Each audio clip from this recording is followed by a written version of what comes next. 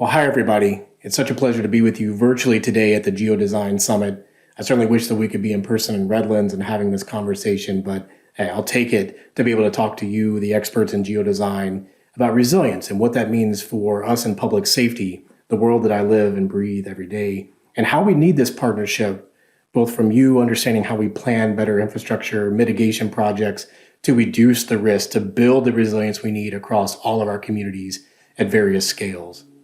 And so I thought I'd start by just defining what resilience means to me. At a simple core level, I think we can say it's the capacity of us as individuals, as our families, of our organizations and communities to quickly recover from some toughness, from some impact that has happened to us, whether that's a flood, a fire, a pandemic. It really is this innate toughness that we are looking to build as organizations and the processes and the software and the technology that we rely on, but also just in the nature of what we do as organizations and the nature of what we rely on as communities to recover and move forward as quickly as possible back to whatever the future looks like. Now, all of us have experienced this in some way. I would say that 2020 actually puts us on a level playing field, and the fact that globally we are faced with a pandemic that is relying on the resilience of each one of us to endure, to prosper in the midst of this, and to move forward the best we can in our own individual ways. Now, at Esri, I helped lead our disaster response program, and 2020 was certainly a unique year. It obviously introduced the pandemic where thousands of organizations around the world were faced with crises, looking to move forward, to understand and how to build and leverage the resilience that they had in place to move forward. But it also brought with us tremendous hardship. Fires in the western U.S. were the worst on record. The bushfires from 2019 to 2020 in Australia. Certainly looking at the Atlantic season for hurricanes, just a tremendous impact on those in the Gulf Coast of the U.S. and the Caribbean. I would say that all of us can use that as a reference point for what resilience might mean to each of us. But what I'm talking about from a geodesign perspective and why I want to have this conversation with you around the use of GIS for geodesign and increasing resilience from a crisis perspective is that all of those crises that we've experienced and seen and read about on the news are increasingly complex. They're increasingly interconnected, and they're increasingly challenging for organizations and communities. Those are certainly driven by a changing climate, certainly increasing the frequency of those storms that I discussed, certainly looking at the impact of what they look like for the environment itself, leading to worse fires, and looking at earlier storms like tornadoes that we just saw in Alabama in January of 2021. But it's also us as individuals. So what we're doing around us in the built environment has a dramatic effect. The anthropogenic changes that we are inserting into the environment itself, whether that's technological challenges like the Beirut explosion, certainly looking at how the built environment and us as industry are polluting and adding to smog and air quality issues, or even just truly looking at urbanization and how we build communities, creating impervious surfaces at scales that we've never seen, and introducing flooding into communities that have never experienced that before. Certainly all of the things that we do as a human on this planet impact that, in addition to what we're seeing from those natural hazards and climate change. And I could say you could characterize those into two main groups. Certainly our communities are challenged by the acute shocks of earthquakes and floods and fires and the hurricanes that come at us. You see those every day in the news.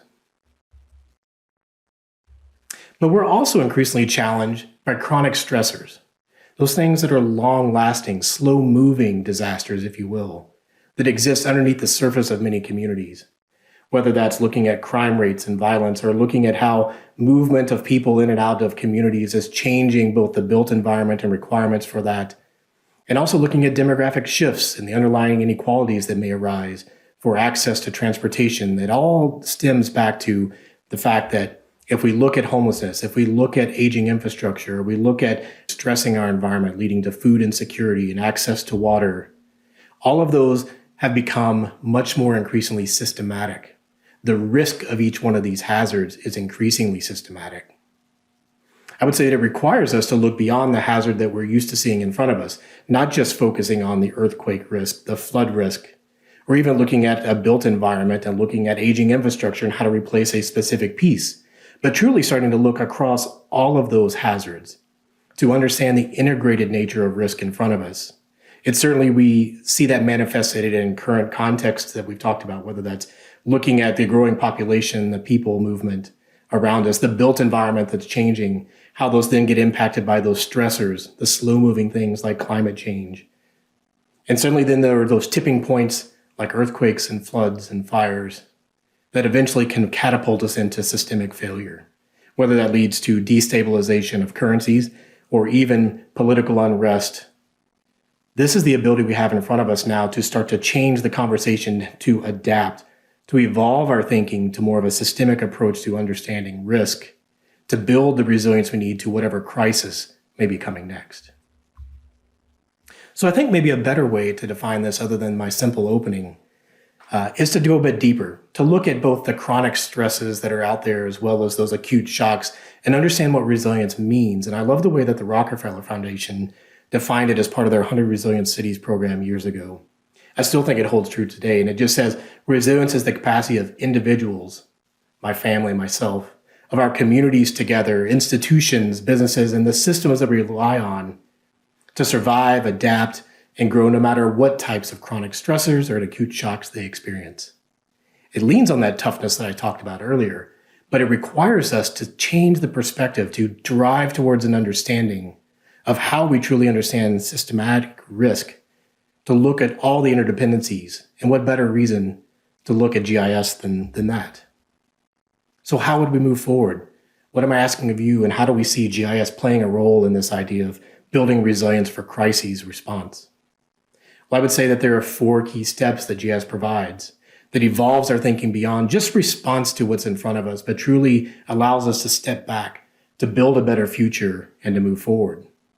It relies on the ability to visualize and analyze that systemic risk that we started talking about, to truly understand that the past can't be a predictor of the future, that GIS and data science and location holds the clue to looking for patterns that exist between both those acute shocks and how they're going to exacerbate the underlying stressors that exist in our communities. It certainly is looking at how we ensure that the community is a part of this conversation, that they validate the assumptions that we're making, that they are included in the process so that we design systems and we design projects that are inclusive and more equitable in the way that we distribute both mitigation priorities and dollars and grants to truly build the future that's better for all. And if you do your job well as planners, which I know you do, it's about planning and iterating on designs that truly address that risk at its core, that allows us to come together as a community to assess priorities and understand where we can have the greatest impact. And then how do we communicate the success of all of that together and the outcomes of those mitigation projects, the risk reduction strategies that are in place for individuals, for our communities, and for the world in front of us. So what does that look like in practice? Well, again, coming at this from a public safety and a crisis response perspective, I'd like to give you some examples of where I think GIS plays a key role, starting with visualizing and analyzing that systemic risk that exists. The 2 examples on the screen, I think, are great uses of GIS technology. The one on the left from FEMA, looking at the Resilience Analysis and Planning Tool, or RAPT, is a cross-cutting look at both natural hazards, those shocks that we talked about, as well as some of the underlying indicators of mobility, of inequality that may exist, of access to healthcare, to transportation, demographic profiles, and how they come together to paint a different picture than just saying this area is exposed to flooding or this area is exposed to risk hazards.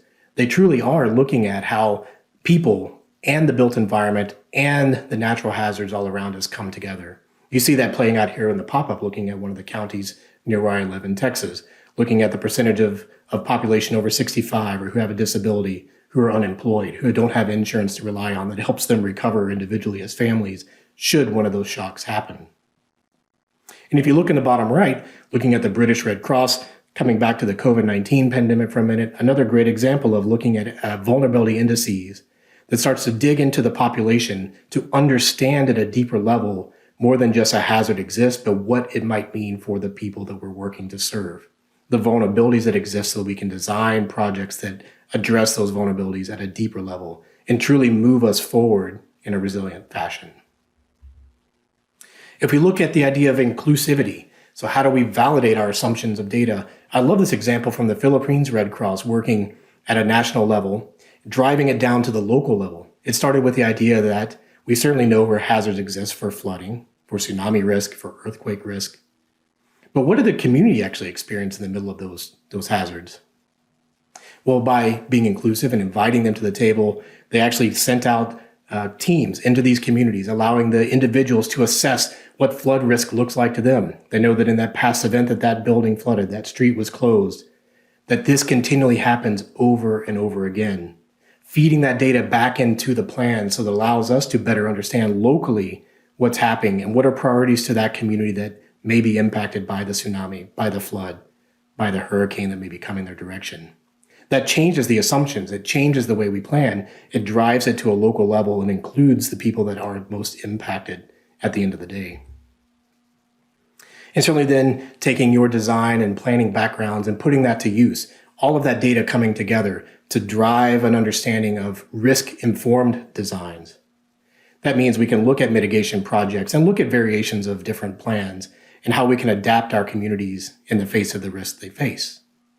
The one on the left shows you what mitigation priorities might look like, various designs for doing either property buyouts or looking at raising elevations or changing the riparian area to better absorb potential flood impacts. The right-hand side just speaks to a broader detail. I thought this was interesting, looking at FEMA reporting the top 5 projects for mitigation dollars in the past year of 2020. I would say these hold true for many years, but it's looking at how we can actually understand where those buyouts should occur, acquisitions. How do we control the flood through mitigation projects? How do we build better infrastructure for utilities and for the road networks that we rely upon in our communities? How do we raise elevations for flood structures and even retrofit with wind for those on the coast impacted by potential hurricanes and strong winds? And then it's all about communicating the success, the outcomes of all this work together so that the community understands the priorities that they contributed to are making a difference, that the dollars and the projects that we're putting into place through grants and programs are truly targeting the right people to have the right outcomes at the end of the day. I love this example from the state of Indiana with their story map that actually shows their statewide multi-hazard mitigation plan. I just pulled one component of that out to keep the flood theme for a minute, looking at Indiana's risk for flood, analyzing both the floodplains and understanding the potential impact to people and the built environment, the infrastructure that we rely on.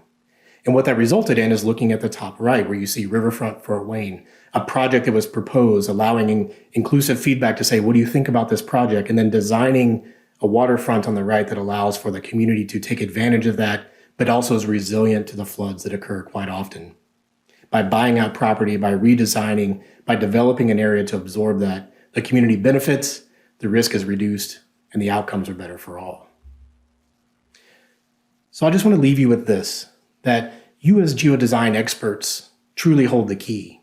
In my world of crisis response and disaster response, it can seem repetitive that we are always working from the next disaster to the response in front of us. We go through recovery and we just wait to repeat that again.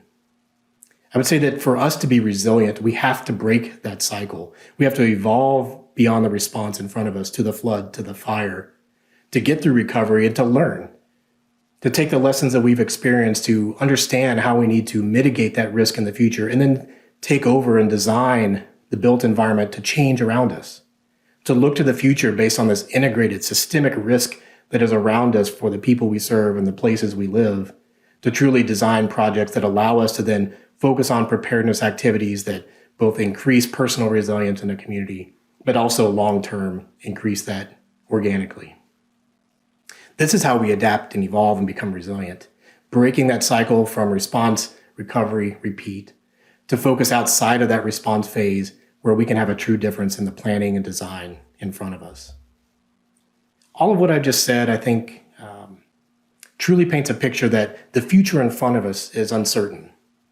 But we have the ability through GIS to truly understand at a deeper level, to design at a deeper level, to build at a deeper level than ever before, the change that we need to build that systemic change that addresses the risk in front of us. And I love this quote that came out of the risk assessment done by the UN every few years. And I thought I would just leave you with that. For us to design and build solutions for a resilient future, we have to understand that we need to move now. This is the opening part of their story, the report that came out. In this age of data and information and connectivity, even though we can quantify more of what was previously uncertain, it makes apparent how much we don't know. What is evident is that change is happening more quickly and surprisingly across multiple dimensions and scales than we ever thought possible. We can no longer use the past as a reliable indicator of the future, and new risks and correlations are emerging in ways that we have not anticipated. I would say that with GIS and through your design background and your plans and understanding systematic nature of risk, both of the acute shocks and the chronic stressors, we can better anticipate, that we can design a more resilient future and be ready for whatever comes next, whatever that crisis might be. So with that, thank you for the time this morning. I appreciate the opportunity to speak with you, and I look forward to learning from you as our geodesign experts on how we could better work together. Thank you.